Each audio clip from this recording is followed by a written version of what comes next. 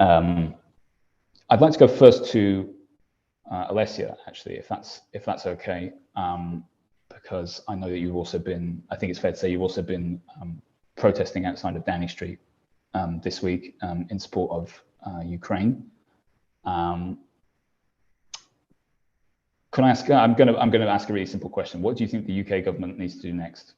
Regardless, I know we have a lot of viewers and readers from the UK. We also have readers and viewers from around the world, as you can see in the chat.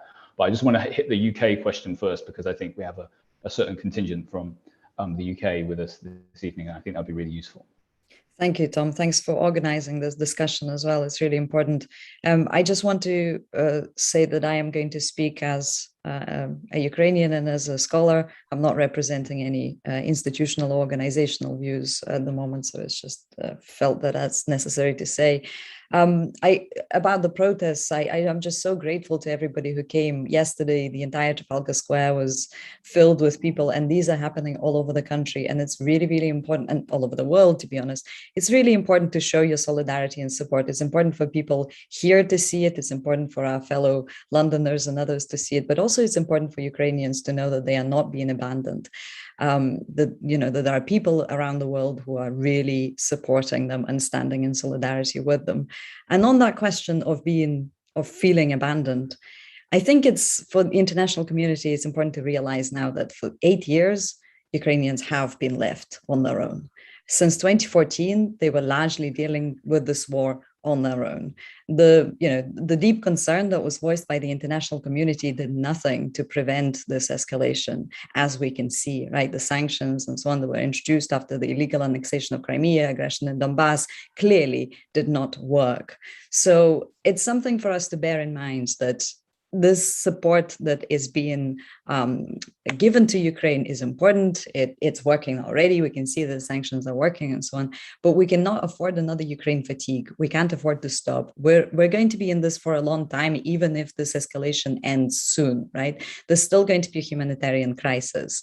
And this is what, to answer your question, Tom, I think one of the things that we really need to focus on in the UK at the moment is lifting these visa restrictions that are in place at the moment. European countries are accepting refugees from Ukraine. Poland is already completely overwhelmed by Ukrainians who are trying to cross the border. Poland cannot take everybody. The rest of EU will be taking some people as well. But for Britain to have such limited ways for Ukrainians to come here is simply unacceptable. I think it's really important that we persuade our political leadership to lift these restrictions, to open borders to refugees. I just want to say one more thing about this. Please understand, Ukrainians are not leaving Ukraine. Nobody wants to leave. Everybody's staying. Everybody I know is staying. People are joining territorial defense units. Civilians, and that's nothing to celebrate. Civilians being armed is a tragedy. They are doing this out of necessity, not because they desire to join the armed forces, but because they realize that they are on their own and they have to defend their cities. We know what occupation is like. We know it from Crimea. We know it from Donbass. And that's why people are so desperate to make sure that they can protect their cities. Nobody wants to leave. The ones who are leaving are the ones who are most vulnerable. And we as international community need to accept them and need to help them. Thanks so much, Olesya. That's a great perspective to kick off with. I actually want to bring in, actually Almut or Raphael, if you want to come in here specifically on, I think the refugee moment and the kind of essentially what's being done. I think Raphael, you might have something to say on this. You look slightly surprised, but I'm going to call on you anyway if you could evaluate the kind of EU response to Ukrainians seeking status or shelter outside of their country. Not to worry, I'm not surprised. It's just the sigh of where to start and where to end. There is a lot to be said for it and about it. I mean, first of all, yes, as we heard, in the EU, Ukrainians can come without a visa for 90 days. And that is, let's say, healthy safety valve for the moment. And it's also a kind of a different situation to what we've seen before, because obviously not only do we have people coming over here, we have already a lot of people from Ukraine in various European countries, particularly Poland. And this kind of very strange, well, not strange, but mixture of like immediate outflow and humanitarian support plus people who are there, and probably a lot of people will not be held in large camps, but blend into the population and, not be the typical asylum seekers that you have in your image, those people huddled in tents. This kind of hopefully will be different because, they should also be having their agency, having their possibility to move around, to work, to do, draw on whatever resources they have, and at the same time get the support they need. So just to kind of set our minds, we have these images at the border, and that unfortunately will continue and is very severe, but it is also somewhat different to kind of what you usually imagine. And well, the European Union is at the moment discussing to activate an old law from 2001, which was passed, and stop me if I'm rambling too long, but it's kind of interesting. 2001, which was passed in the aftermath of the Yugoslav wars, but it was never used, also not in the refugee crisis in 2015. The reasons for that, I will bracket for now, but if you have questions, we can get back to that. And on Thursday now, it's expected that it's not a done deal, but this will be activated. And what will that be? That will mean that any Ukrainian will have, for the time being, a humanitarian protection. This is not individual asylum, but just group-based protection, and all of them will be eligible to stay. The legal basis would be normally for 1 year, but talk is of up to 3 years. So perhaps on Thursday, we'll hear for 3 years, basically all Ukrainians can stay in the EU, and then we'll sort out basically exactly how and where and so on. And coupled with that, there is the potential for solidarity between European nations, but they have to decide on it. There is no automaticity on what exactly will be happening. So there is support for Poland already, but there may also be relocation. But also Ukrainians can then, under this regime, decide themselves, quite revolutionary. Imagine refugees having a say where they will want to go. So there will be very interesting things to watch. So all that is kind of very, very good if that comes to pass. Not to say that this flight is good, but this regime, if it will actually use, that would be in a way great. One of the much more progressive ways of dealing with it. But of course, it's the scale, the sheer scale that we're dealing with, and hopefully it won't come to that, but we're not only talking about hundreds of thousands right now, but estimates range up to 4 to 5 million. And then that will be, I don't know how Ukraine would cope with that. And of course, for Europe, it will also be very, very tough. Last point, and I'll stop for now, but I'm happy to go in more details. I fully 100% align that all our efforts should lie on supporting Ukraine. So hopefully you don't get this wrong. But I also would have to say, we also have to be very careful in how we deal with Russia. I know it's very difficult now to clearly distinguish between the regime and the people. We can discuss this further, but it's also, in my view, not a good idea to just cut off all of Russia. The airspace has been closed, and basically let not anybody in anymore. I mean, technically, visa restrictions have only been put in place for business and diplomats, and not for average Russians.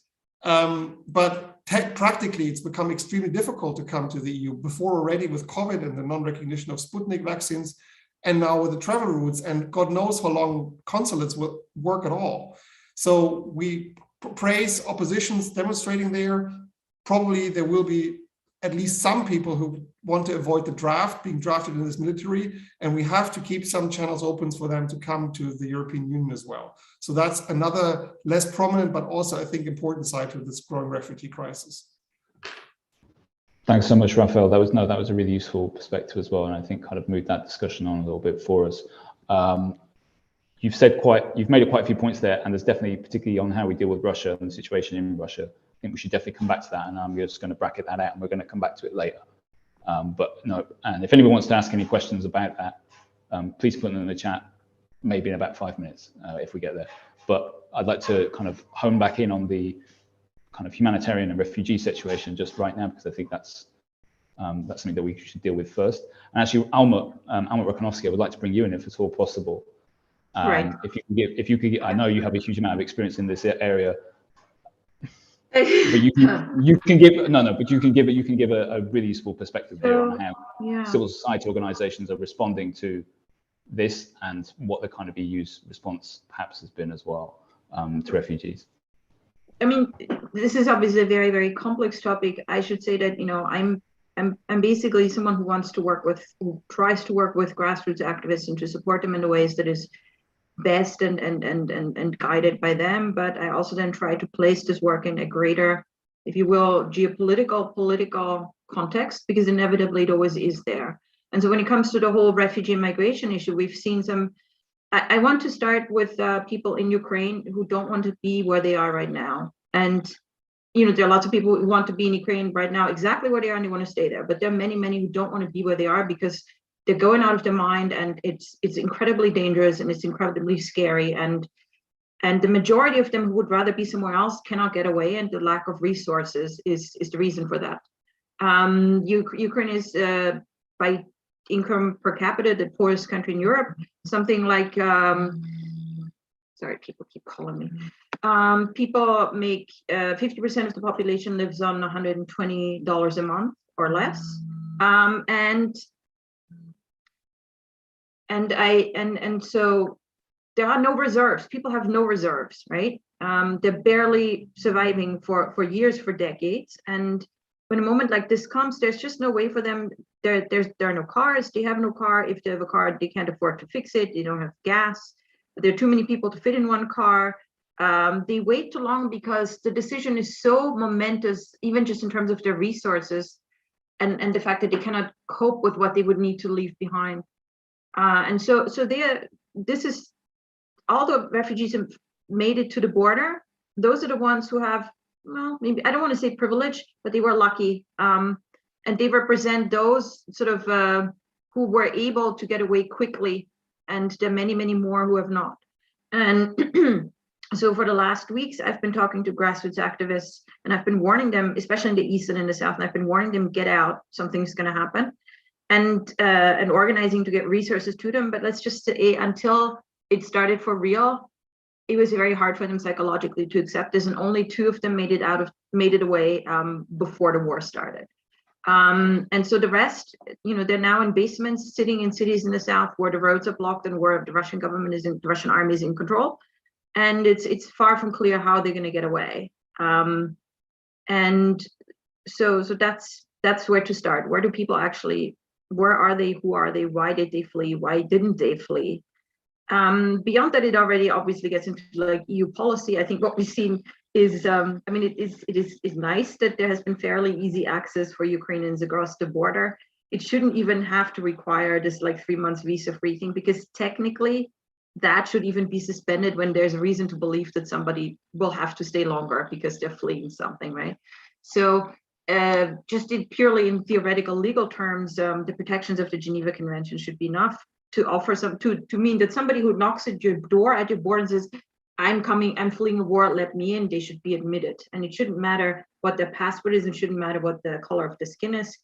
Unfortunately, there have been incidents on that with that too. Apparently where residents of Ukraine from Africa, from South Asia have not been admitted. Where does it go further? I know just yesterday I saw just briefly glimpsed at the Interior Minister of Austria, which is where I'm from, was already pondering like, what do we do so that we get rid of these refugees again after they've been here for a while? And this is, I think, before any Ukrainian has ever actually arrived there. I think he's just, probably doesn't have a lot of filters, but I think a lot of thinking is there in the back of the minds of people in Europe. And of course, there couldn't be a more striking difference between what is happening at the Polish border now and what happened in the Polish border just 3 months ago, when they were like using water throws to push, Middle Eastern children and women into the freezing winter forests for days and weeks. And so we do have to ask ourselves, what does this mean for everybody?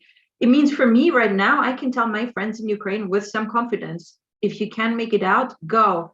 Be prepared that you will have to stand in line at the Polish or the Romanian border for 2 days, have warm clothes, have food, make sure like there's somewhere to sit for like those among you who are sick. But I can tell them with reasonable confidence, they will let you in and you'll be fine. So for me, that makes my life, my work easier. It's an easy option out. I also work with threatened activists from other parts of the former Soviet Union. They don't have that. If you're a queer activist from the North Caucasus, you don't have that. And so for these people, then we have a much greater, my work becomes much more difficult in that sense. So yeah, it's a very complex picture. And I would encourage everybody who's listening to this today and who wants to donate to support humanitarian efforts. It's going to be very hard for humanitarian agencies to reach people in Ukraine anytime in the coming days, just because of the military situation. But it is very much possible for them to reach them on the border in Western Ukraine, in Poland, and in Romania. So if you want to donate there, I think your money will probably be used like tomorrow. Yeah. Can I make just a very brief comment? Yeah. Just, it's very important to talk, and I started this discussion to talk about people who are crossing the border, who are leaving, but let's also remember that before this invasion happened a few days ago, Ukrainians already had 1.5 million internally displaced people. And now the internally displaced, I don't even have the figures, but I don't think anybody has the figures, but it's just exploded, the amount of people that are internally displaced. And some of these people are displaced for the second time, or even a third time. I mean, I know people who had to leave Donbass in 2014, and then they had to leave again, which is extremely traumatic. So Ukrainians are already dealing, the western regions of Ukraine are already dealing with overpopulation and just lack of resources. This is another direction where humanitarian aid should be going towards as well, to help people on the ground to manage. No, absolutely. And just to pick up on some points around aid, I think if you can, I mean, I don't have the details in front of me right now, unfortunately, but generally speaking, there are more direct aid options if you want to make a donation, and those direct aid options will probably go further than to big organizations. Sorry, colleagues from big organizations, if you are here, but I think that is definitely the truth. So I just wanted to make that point, and yeah, absolutely, just wanted to emphasize what Olesya's just said, that there is already a kind of how to put it, many displaced people in Ukraine already, and they've been displaced again for the second time. I just want to stay on this humanitarian issue just for a little bit longer, because I think it's really important to communicate both the evolving tragedy of it. I don't have any more polished words from that just right this moment. But also, again, in practical terms, I mean, there have been these calls over the weekend increasingly for evacuation options and kind of neutral corridors for civilians to leave. I don't know if anybody has any further information on that today, or that they've seen that there is any kind of movement on that. I've not been able to look, unfortunately, just today. Almut, you're shaking your head. Raphael, no. I have only. No. Okay, so that's something to pick up. The expectation obviously is, and really I have no sources on the ground other than what comes through channels like everybody can read, is that the fear is that the next 72 hours will be the most brutal, and that we have to brace ourselves for a full-out assault, as we already saw starting in Kharkiv. And so whether there or not are people moving before, I cannot tell. All I can add, and maybe I wouldn't actually fully assume there is bad faith, because of course also the Russian regime is interested in not creating just horrible pictures. But I saw a report from November, which, by informed Russian, UK sources, actually from RUSI, the Royal Institute for Services, that cites some Ukrainian intelligence sources, and they thought that they had a plan from the Russians that they wanted to deliberately create refugee columns inside Kiev, so that this would sort of encumber military movements, so blocked streets with people, and then the Spetsnaz could operate more freely. I cannot corroborate that, but so there is this double-edged sword to that, and I can also understand Ukrainian authorities telling people just to stay indoors and stay home. But everything from afar here is armchair analysis, I'm afraid. So if I can just add to this, I am in touch with people in sort of small and mid-sized towns. So probably nobody here has heard of. Well, Olesya, of course, would have heard of them, and who have been captured or are being fought about, and some of them have been captured already 2 days ago. So they spent a night, under fire in basements, and these are very small cities. So like, if there's fighting, like it's going to be close no matter where you are, right? It's not like like a huge city like Kiev.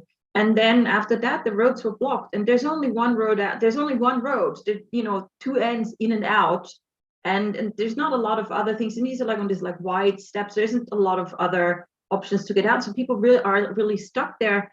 And just yesterday, I heard so the price for baby formula powder in Melitopol under these conditions has already gone up 3 times. That's if you dare to get out in the street, you know, where there are Russian troops patrolling, and you can even buy it. So it's and so these, there are people who are stuck, and I keep texting them every day. So guys, is anybody of your like local administration talking to the Russian army there if they could open the corridor for civilians to get out? Because I want them to get out, because they say, well, now after the fighting is over, it's calm. I said, yeah, but fighting might come back, and from here on, it's extremely unpredictable. I would rather have you all out of there.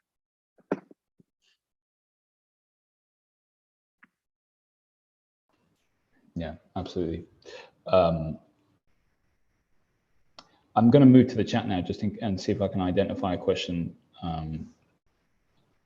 If anyone has any points they want to make at this precise moment, please go ahead. I'm also going to send a list of organizations that you can donate to that are reasonably direct in the chat in a moment. Maybe I could make it while you're looking. Is that okay, Tom? Can I chip in quickly? Go for it. Yeah, it's a kind of related point on monitoring what is happening to civilians. So civilians are being targeted by the Russian troops. We've heard numerous reports of hospitals, of ambulances, of kindergartens being shelled. They are essentially targeting civilian areas, residential areas, and that's something really, really important to remember. This is not just targeting some kind of military bases, as the Russians were saying at the beginning in the first day of the invasion. We've heard what happened in Kharkiv today. I was just in touch with a colleague, a historian who is in Kharkiv, and he was saying that one of his students was trying to escape, and he was in the car, and the car got shelled, and the student is dead. And this is for, you know, I'm an academic. This is just, there's so many heartbreaking moments. This was just one of the most recent heartbreaking moments to hear. So journalists in Ukraine are trying to keep track of essentially what looks like war crimes, and they're trying to keep a record of it. And I would just encourage the journalists all over the world to do the same and to report on them and to re-report. And in particular, if any cities were to be occupied, we know exactly what's going to happen. We've seen it in Crimea and we've seen it in Donbass. We know the examples of Izolyatia, a concentration camp essentially that was created, where human rights violations just go through the roof. It's absolutely unimaginable what's happening there. So we kind of know what to expect if a city is occupied and what can be done to civilians by the occupying forces. And it's going to be extremely difficult for people to get information out of that situation. So this is, again, something that journalists all over the world and all of us international community should be talking about, the keeping record of war crimes. No, absolutely. And I just wanted to highlight just from what journalists are doing. Obviously, Ukrainian journalists are doing an absolutely incredible job at the moment. On the outside, the organization Bellingcat, where a former colleague of ours works, they are collecting raw data and social media footage regarding potential war crimes or attacks on civilians. Just to highlight that work is ongoing. But yeah, this is not even the beginning, unfortunately. Yes, sorry, I'm also at this precise moment trying to gather a list of organizations you make charitable donation to. I'm also going to point out that and Almut, sorry to put you on the spot, if you want to say anything about your efforts on charitable stuff, I don't know if but I think it's worth highlighting that, again, that's a direct link that you may be releasing information soon on, and if you want to follow Almut on Twitter, she may release some information in the future. That's not to put you on the spot, Almut, but no, it's okay. I mean, it's actually a good example of how we're doing this work and how the condition, what changes when war breaks out. So ever since, you know, tensions started building up, I reached out again to all the networks, and with my local colleagues also to all the networks, and said, what are your plans for this? And for the longest time, people were really stressed to the extent it felt like their heads, like somebody stuck like a mixer in their head and just turned it on, like that was for 3 months, like not knowing what's going to happen the next day. And it was very hard for them to plan for it. But there's several tracks. So when activists face threats and may have to evacuate or take other measures to protect themselves, they could talk to like their partners. Like if they work together with international humanitarian organizations, they could say, well, UNICEF, we think this is going to happen. Are you going to protect us? May or may not happen. There are also special foundations and special sort of resources, institutions of resources, like the Urgent Action Fund for Women's Human Rights, that make fast, small, mid-sized grants for security and evacuation measures. And really, in comparison to everybody else, they're incredibly fast. Like you write in a proposal, it takes about an hour. They can turn it around in a few hours, and the money can be wired even the same day under the best of circumstances. But the reality is, in a situation like this, even sitting down and writing a proposal for 1 hour can become an unbearable task for an activist. So what happens is that me and some of my friends who are outside Ukraine, we are writing them for them now, which is often we know very little about this act. We just make it up, or like just generalize because we know approximately.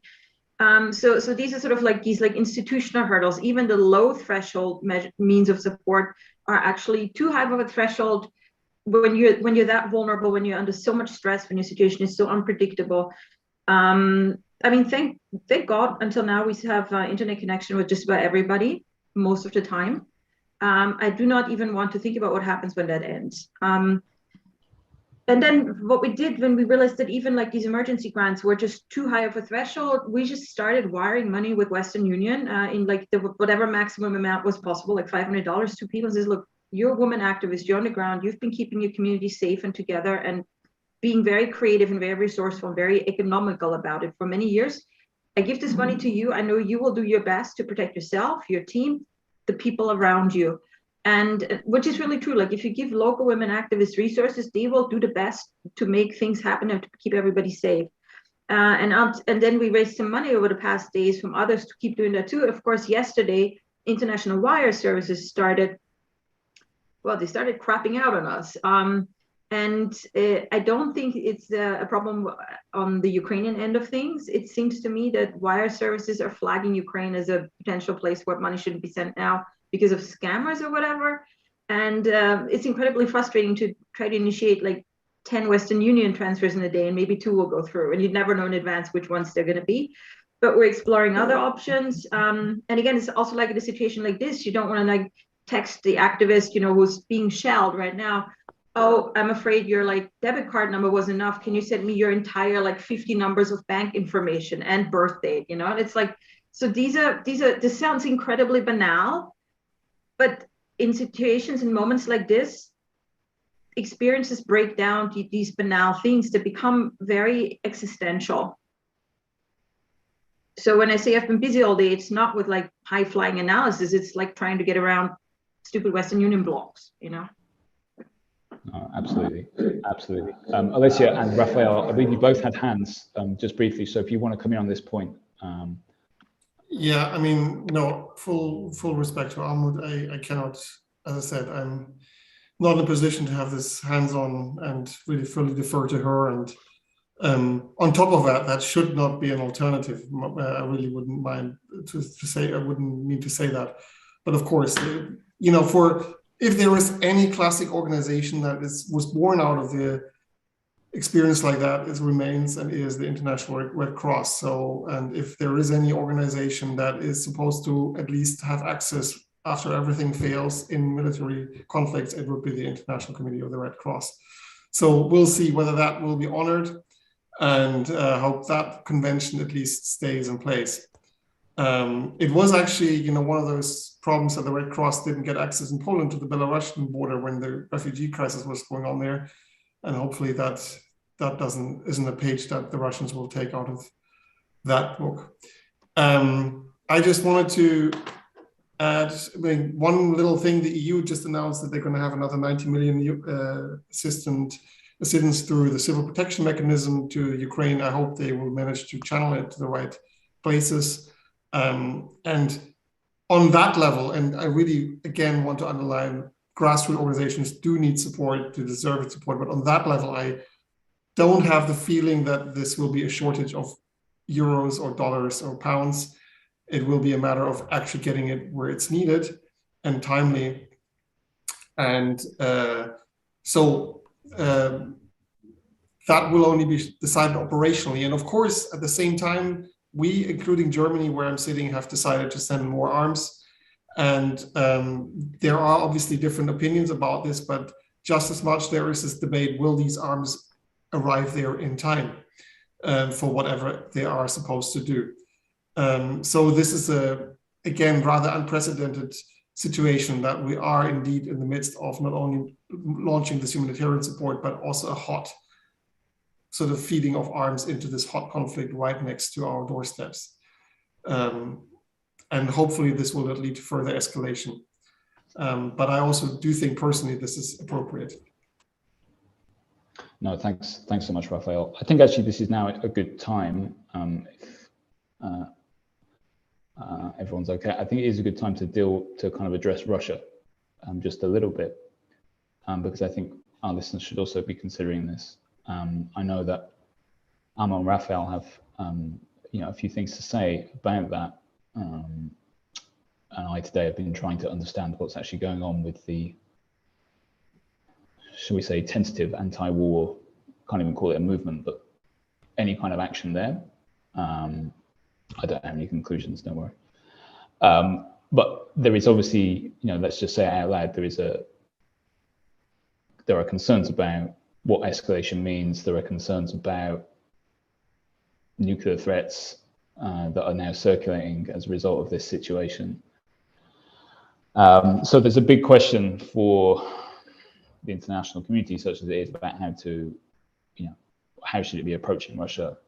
I personally don't have any analysis of that point, and as we've been discussing, most of some people's time outside the country has been focused on how to get people money and how to get people out and into safety. But I know that both Almut and Raphael, and perhaps Olesya, you would like to come in on this as well. Your sort of thoughts on how the West should be dealing with Russia at this moment, I think would be really useful to readers. I don't know if anybody wants to go first. I know we had a brief discussion before we started. If anyone has a hand, I'm happy to go to that. Otherwise, I will pick on someone. I was just up, so I will pass the floor happily to anyone, but if nobody wants, I can. Okay, well, nobody has a master plan, obviously. So what should we do? Well, the sanctions really have reached a level which, of course, there is still more to go if we really want to, but they have reached a very, very significant level. And well, we saw the ruble crash 40% today. Russia itself now cut all foreign wire transfers, apparently, so you can't wire money out of Russia anymore. I don't have also, again, a feeling on the ground what it does to the middle class, but very soon they will feel it very, very significantly. And what was not expected, a colleague of mine at my institute was discussing it for a long time, but he was wondering, and he really is a sanctions expert, why there wasn't more talk. And then now there was this decision to freeze the central bank reserves of the Russian central bank. That was heavy. And so I would, it's a bit out of my depth, but I would not say we need to immediately increase sanctions yet further. I mean, you could fully cut SWIFT from the 70% of Russian banking system that has been discussed now. But I think there's also a good argument to keep some lines open, and not just to pay for oil and gas, but also for other reasons. So let's see whether that has an effect. That's one thing. The other thing is, of course, with the military balance, let's put it this way, I think it is right that the US did not respond to the raising of the alert level of the Russian nuclear forces. Again, it's not my prime area, but military experts I've been listening to say that this is not yet at a stage where we would have to be extremely alarmed, and we should not be falling into this trap of engaging in this game with Putin. So this is DEFCON 2 from 4 possible stages in this old Cold War language. and I don't think sending now anti-weapon, anti-armor and also surface-to-air missiles is yet at the stage where Russia would have a right and any claim whatsoever to pull that card. But there are a lot of bad scenarios that can happen to make this escalate further, and then we will see. So at the moment, the West, all it can do is show this resolve. I will speak. There is a United Nations General Assembly resolution underway that will again condemn Russia over the veto in the Security Council. And all that can be hoped for is that there will be increasing cracks in the power structure that we can see. And otherwise, we will just have to do what we can to stop the advance and make the Russian plan not work, which is to have regime change in Ukraine and then maybe reach further. So we are in the dark. Thanks so much, Raphael, for that. I mean, Almut, I believe you might want to come in on this point. I know you have. Yeah. I did actually want to talk about escalation, because my work in Ukraine actually, when I started in 2014, and I have actually continued to this day, and I'm back again advising Women's International League on Peace and Freedom on Ukraine, is all, this is an organization that has been doing peace work since World War I. It was literally founded in World War I. So they know their stuff. They know what happened during the Cold War.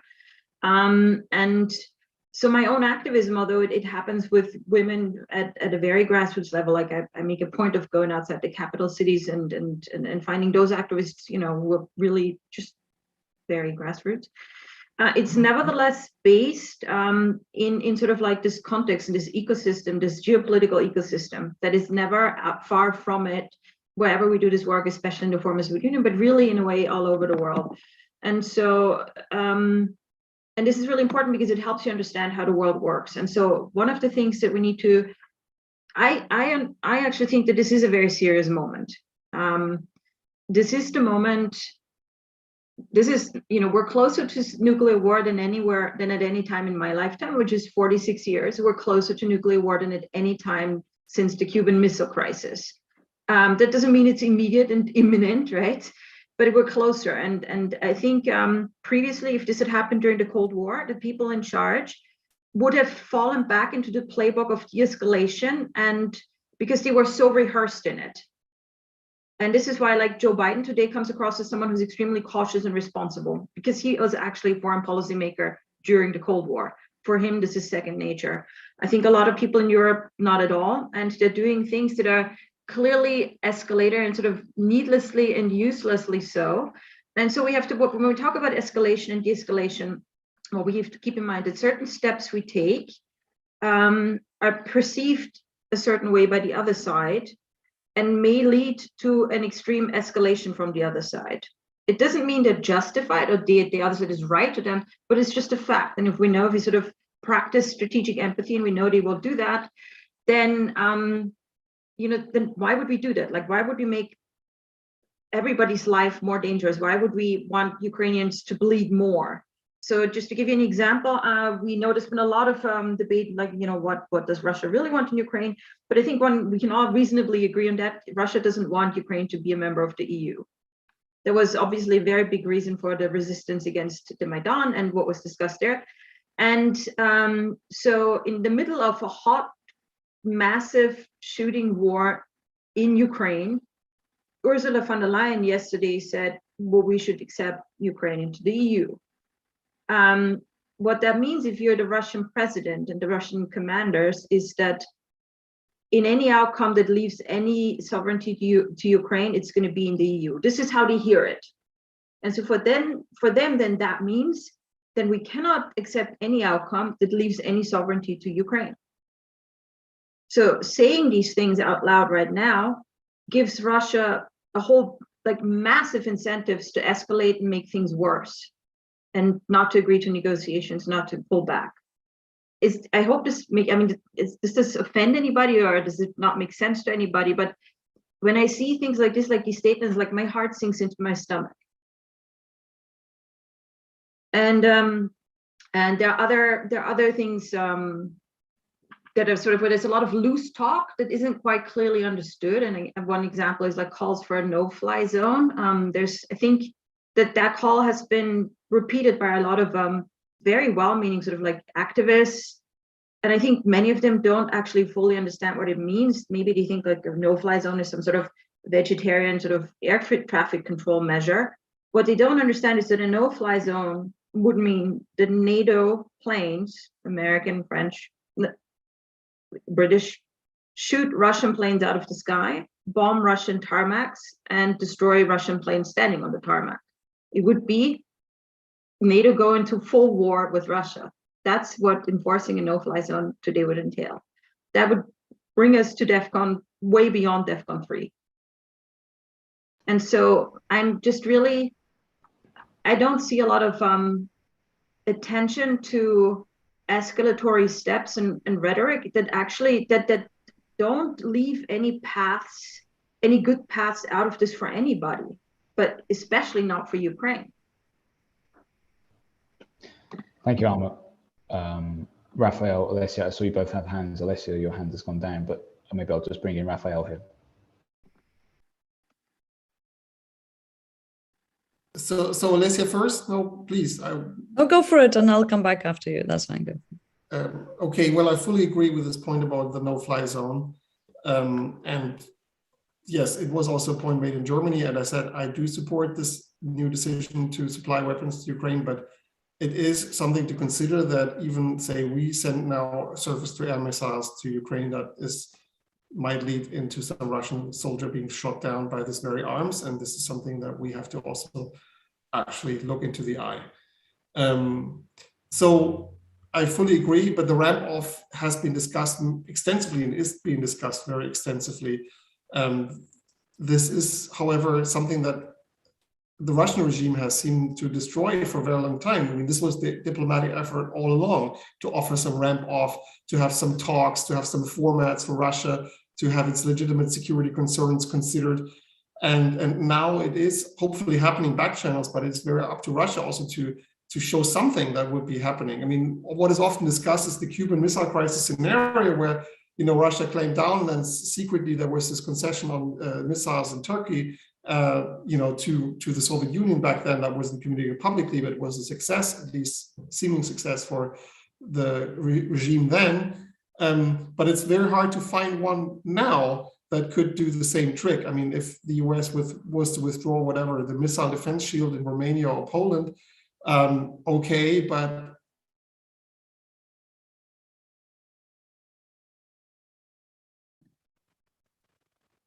I think Raphael's frozen. I think Raphael is frozen just for a moment. Serious situation. Oh, no, he's back. But I'll finish one thing. I mean, I still think, thankfully, we do not have to lose our sleep yet about nuclear war. And if I may say so, I'm sorry for saying that in this format. Really, it's unimaginable. But there is one further thing that makes it worrying. We are not, if it comes to looking down World War III, barrel of the gun, destruction of everything, but the last decade or two have seen the development of smaller, more usable nukes in Russia, but also elsewhere. And so the doctrine has changed to the extent that it has become conceivable to use nukes in a technical theater, so drop 2 or 3 on some military installations or formations. And, you know, that unfortunately has entered military planning. Thank you, Raphael. Olesya, do you want to come in here? And then I might begin to wrap up actually, just so everyone knows. And if anyone has any final comments that they want to make. So I'm not going to comment on sanctions on and no-fly zone, although there's still more to be done. And with no-fly zone, often the comment that has been repeated over and over again is that we don't want to provoke Russia. Well, we've done nothing to provoke Russia, and Russia invaded anyway. I think it's something worth remembering that, you know, provocation is not necessary for Russia to act in a certain way. What I do want to mention here is something we haven't discussed yet, and this is a platform provided by openDemocracy. So it seems very relevant, and that's disinformation. It continues to exist. It continues to spread. Our RT headquarters are still in London. And it doesn't just, it's not consumed just by some marginal groups. It's penetrated our mainstream narratives about Ukraine so much. I respond to media requests, I don't know how many hours a day these days for the last few days, as I'm sure my colleagues here do as well. And most of them, even from sort of top outlets, they begin the discussion with me with one question: what is the difference between Russia and Ukraine? And they are surprised that I feel insulted by this question. And when I say back to them, well, would you have asked a French person, what's the difference between you and a German? They don't quite understand. So it shows you the level at which this sort of disinformation and the narratives that were produced by the Kremlin were pushed to the point that they've penetrated understanding or misunderstanding of Ukraine so widely. And I think we need to continue fighting with that. And another thing that is related to that is I haven't heard an awful lot of declarations from public figures who are of Russian origin, who are in safety, who are in the West, condemning this war. Okay, I understand that it's extremely difficult to take to the streets in Russia, and those people who are doing it, are taking risks, and they seem to be doing it in increased numbers. But what about here? There's still a lot of intellectuals, scholars, artists, and so on, who should be stepping out and condemning this publicly, and this will lend courage to people in Russia to protest as well. I mean,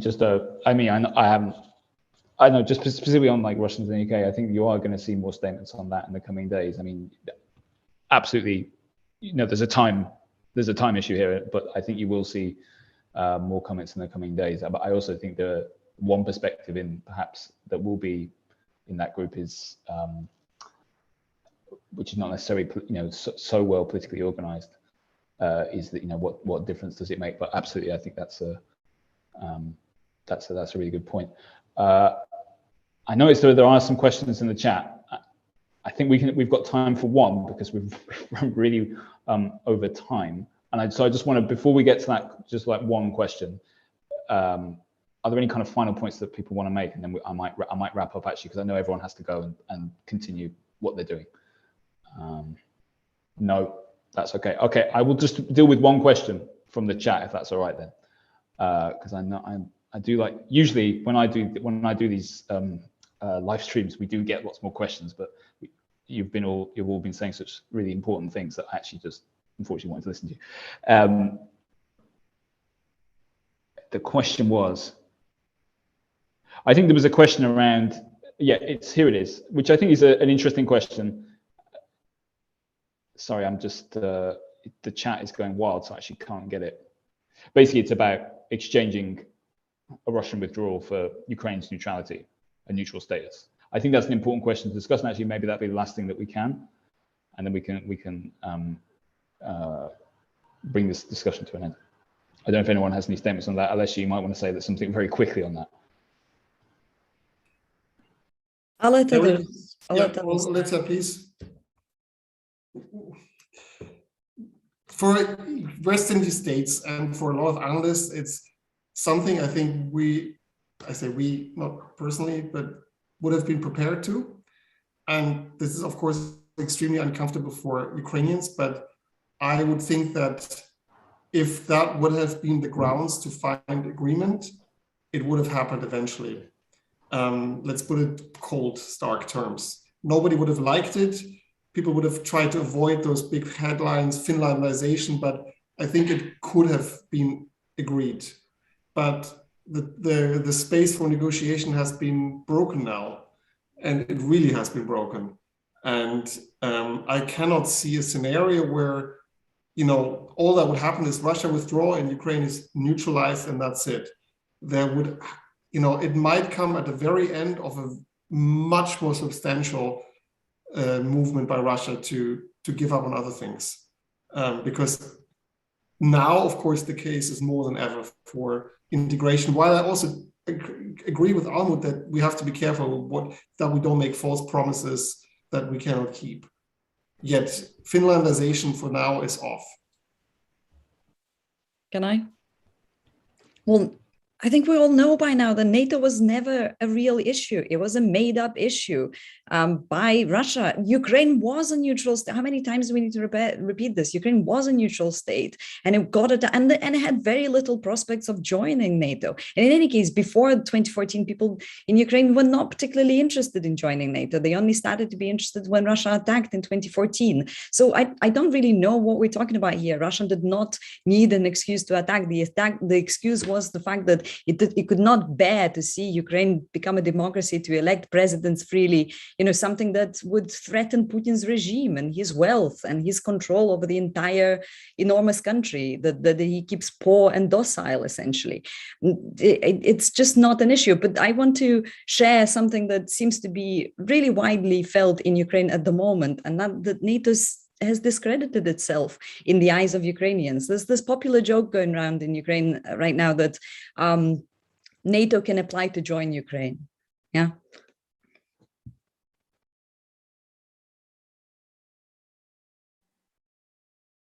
Can't hear you. We can't hear you. You're muted. Thank you. Almut, I don't know if you want to come in here on this point. I do. I mean, in a way, to sit between the four of us here and our listeners and discuss whether Ukraine is neutral is a moot discussion, because it is not the platform where this is going to happen. I think what needs to be very clear now is that how do wars end? Wars end almost always with negotiations, because neither side can win, and because neither side can achieve an unconditional surrender of their enemy. Unconditional surrenders are extremely rare, right? One side being completely defeated and just withdrawing. I mean, so negotiations. And when negotiations happen, both sides bring their bargaining chips to the table. Some of them are their own achievements in the course of the war. Some is the relative power they've held all along. Some could also be what others, like the international partners, are willing to put on the table for them. Like whatever, like the EU could say, well, those sanctions could now be your bargaining chips, use them. And so the moment when Ukraine and Russia sit at this bargaining table, neutrality will be part of those, will be part of the issues, and it will be up to both sides to, to play their cards. This is negotiate. There's a very clear logic to them. Like you can't do significantly better than what you came to the table with, or significant, and you hopefully couldn't, unless you're very unlucky, shouldn't be doing significantly worse. That's really all that needs to be said about that. I've also been hearing like all the things that Ukrainians now feel about NATO, and to me, as someone who first, entered this work on Ukraine in 2014, and then spent a lot of time, traveling around and like meeting with people and sort of facing the curiosity and the questions about the West, I felt, and it was later then clearly documented, that a number of Western representatives representing the EU, representing NATO, made hugely inflated, deceptive, and plain untrue promises to Ukrainian audiences. They did so themselves. They went out and said things that were objectively not true. But then these statements were also often inflated and misrepresented by Ukrainian politicians and activists and the Ukrainian media. And it would have been extremely difficult for ordinary Ukrainians to make sense of this. And it was always to me a bit heartbreaking, because the expectations were often quite high and they would be disappointed, and I knew that. And I didn't often talk about this with colleagues because I wanted the conversations to be guided by them, but at times they asked me questions. What exactly does this support mean? What can we hope for? And when I then explained, so like when the EU first passed the visa-free travel, many Ukrainians understood this, we can now move there and work there. And I said, actually, no, you can go there as a tourist. And they're like, I can't even go as a tourist anywhere in my own country. I can't be a tourist in Paris. So that is, so this is, like, where do these ideas come from, and where do they then take on their own lives, sort of in sense of politics, is probably another area we have to think about. Like, what about this loose talk? Are we always being responsible when we make these promises, when we say these things? Both when we make promises, but also when we make threats. Like that's one lesson that I take away from all of this. Thanks, Almut. I think I'm going to wrap up this discussion. I know colleagues have got an absolute million things to do. I want to say a big thank you to our audience this evening. We've got people from North Shropshire, sorry, very happy about to see that. North Shropshire, Monmouthshire, Sheffield, glad to see Sheffield, Swansea, Liverpool, Northern New Jersey, Pennsylvania, Romania, Colchester, many other places, Stockholm, Lancashire, Cumbria border, Wisconsin, Brussels, many other places, Lisbon. Sorry, just want to say hi to everybody and thanks for joining us, because I think at this time it's really important to get good information. It's good to get different perspectives from people who really know what they're talking about, because I think we all can all agree we're deeply concerned, which is absolutely thing. And we also want to be practical right now, and we want to think about what we can do to help people. Thanks very much this evening. This is not the end of the day for any of us. Yep, stay safe and thank you for joining us. Thank you for joining openDemocracy. Please follow us on social media, Twitter, Facebook, etc. You can also join the mailing list. Thank you, Tom. Thanks to our wonderful panelists, Raphael Bosong, Almut Rochowanski, Olesya Khromeychuk. Thank you, everybody. Olesya, Raphael, Tom, and the audience. Thank you. Thank you.